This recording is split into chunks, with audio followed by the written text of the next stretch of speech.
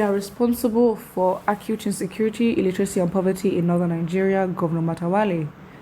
Governor Bello Matawale of Zamfara has blamed northern leaders for the problems in the north amid acute insecurity, worsening illiteracy, and grinding poverty.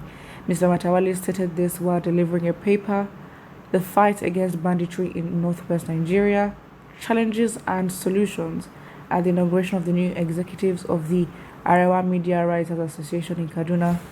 According to him, lack of support from northern leaders is responsible for the region's plight characterized by the kidnapping of school children, nursing mothers, and violent killing of hundreds of other inhabitants.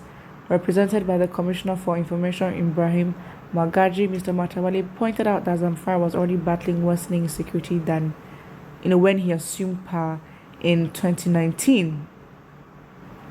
With poverty on the increase and food security seriously affected by this crisis, the state was on the verge of a catastrophic social eruption capable of destabilizing our communities and the northwest sub-region. Shinkafi and Zumi LGAs are the hotspots for banditry, even though there are no mining activities going on there, said the governor. Rural banditry in Zamfara and other parts of the north, he claimed, in my opinion, is a result of the progressive degradation of our I understand it's like an irony, but it makes sense. Progressive degradation of our moral standards, and a culture of greed fed by an unfettered need for material goods. But then really actually that doesn't make sense, because you can't. It's a human thing to want materialistic things. The fact is, we're talking about basic needs for survival, which has not been provided. So again, there is no way. I mean, humans, you will obviously adapt. There is no way logically. Well, we are assuming that we have logical thinkers and they are rational thinking, but you're not going to go for materialistic goods, especially when you know you have not eaten. Does not make sense. Especially in a place like that, you have to prioritize. You might even say that, oh, of course, some people would go for materialistic things. It's a lie. That push for them to go for that materialistic thing is because they're a tad bit comfortable. But when you are absolutely uncomfortable, absolutely just drenched, drained, and exhausted, whatever resources that you have, you will utilize it to the best that you can. So again, an unfettered need for material goods absolutely is not it at all, because that does not make sense doesn't make sense. Absolutely not. So again, just say that you have failed to provide the public goods, you have failed to provide goods in which every citizen is entitled to: healthcare, shelter, education. You have not done that.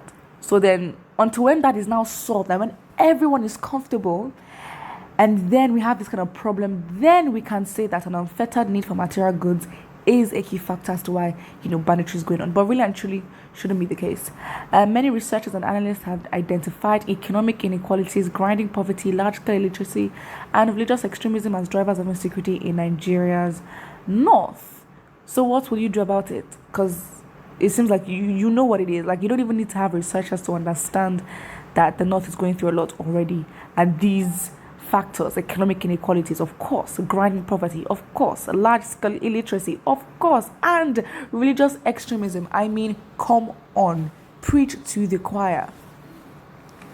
As shown in this presentation explained by Mr. Matawale, the culture of cattle raiding by Matawale's group is not something new. It was practiced in the days gone by to demonstrate courage and bravery, and no violence was used. Blaming northern elites for the downward spiral of the region, Mr. Matawale noted that lack of support from a section of politicians that wish to take advantage of the situation to achieve political ends. And he warned, unless we wake up to the situation, the war against banditry in the northwest will remain a significant security challenge, and that has the potential to swallow that region and the country. But really and truly, there's no excuse, because you know what it is, you know what to do, you have the resources, and you have proven to be proactive in meaningless things. Example, extraditing Kanu and arresting Igboho and raiding his residence. Like, you have proven to be proactive. You have proven that you have the energy and the resources, even internationally, to pull strings to achieve what you want. Why can't you do the same here?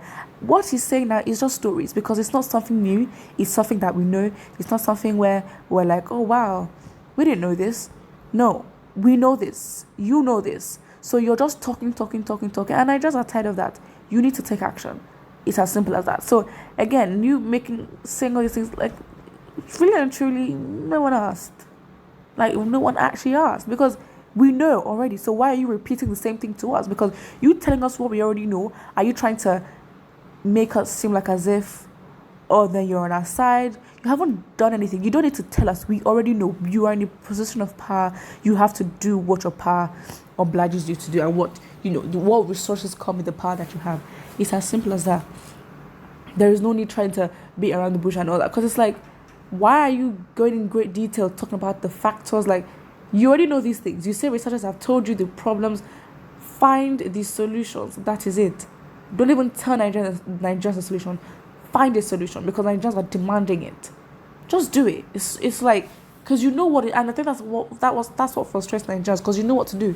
It's not like a thing where you guys are not exposed. I mean, come on, you guys are well exposed. You guys travel around the world. You understand how underdeveloped your country is. So it's like, why are you telling Nigerians what they already know? And it's like, are you trying to make yourself look better than the other politicians? Because they also know these things. They're just not choosing to say it publicly. This is just half of the truth. The number one culprit is Islamic religion. First of all, no one asked you. And the fact is, things are never just black and white. There are nuances to every topic, and it's never just it's more complex than that. Yes, they are extreme. See, when you say the Islamic religion, you're basically saying the extremism of it. And it's like, it's not only Islam that has extremists. Other religions have too as well. And in this case, Islam is just being used as an umbrella, really, to just cover the real identity of those committing the crimes. Those committing the crimes need to be put in jail, and it's just like, they use the religion to identify and mask whatever they're doing as, and of course people are just quick to believe, and people are quick to believe bad news, and of course people will go with that. But then this, no, absolutely not. Someone says, bunch of fools. The truth is coming out gradually. More will still come out. Someone says, the North is Nigeria's problem. Talk, no action. That is what they are good at. Absolutely. Like, why are you telling us what we already know? And then you phrase it in a way that makes it seem like as if you're some sort of freedom fighter. Huh? Don't tell us what we already know. Do what we want you to do. Put what you think about this in the comment section below. Don't forget to like and subscribe.